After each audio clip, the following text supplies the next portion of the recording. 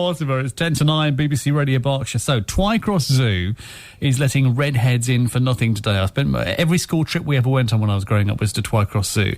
They're doing it to mark World Orangutan Day, and we've still not really established what the link is between World Orangutan Day and letting redheads in for nothing. Jessica Shailes might know. Hi, Jessica. Hi, how are you? I'm all right. Can you help me with this? Why are they letting redheads into the zoo to mark the orangutan? Aside from the obvious hair colour, yes, we are both rare, I suppose. Okay, yes, yeah. Orangutans are increasingly so. So it's an opportunity to celebrate what is rare but wonderful in redheads, but also orangutans. And you're a redhead? Yes, yeah, I am. Yeah. And my mum. Is it just me that thinks that's a slightly tortured link? But hey, who cares? Because you get to go to the zoo for nothing. Well, precisely. I think some people have even suggested it could be offensive to redheads. But when asked, we polled a few people on our Facebook page, Everything for Redheads, and within an hour or so, we got 80 or so people saying, no, we think it's brilliant. Number one, that's just funny, and number two, it's a free day out. Yeah, and most people wish that it was happening at a zoo closer to them. More often than not. Well, maybe next year we can get it everywhere. Oh, I think redheads everywhere would be very happy. And about zoos that. Nationwide. This whole redhead thing. You see, I'm not a redhead, so I've never quite really got it. Because to me, being a redhead is just a good thing because it's attractive. But it's not always seen that way.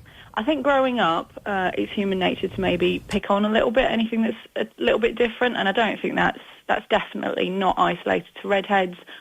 People, if they want to bully you, they'll find something about you. But as redheads, we are rare, but also are very obvious. You know, like bright orange hair, you can't get more clearly distinct. So, unfortunately, I think the earlier years can be a bit difficult, but when you grow up, it's definitely a positive. Is it worse being a guy, being a redhead? You seem to get perhaps more mickey-taking if you're a bloke? I've heard that. I've never been a guy, so I'm not sure exactly, but I've certainly heard. So what kind of stuff have people said to you growing up as a redheaded girl? Well, the stuff that's radio friendly, right, I can actually share. It is just shouting ginger at you and acting as if it's something negative. It's funny how a word can have power just by somebody saying that it's a negative thing. It's like, yeah, you're very observant. I am ginger, but you know, when it's said, as if somebody sort of spat at you or blondie, but in a very negative way, eventually you start to think, oh, is there something wrong with that, with being blonde? Right. So it's a lot of it is about intention, about trying to make someone feel small. So, but today I think we have an opportunity to just get together as a group and have a bit of fun.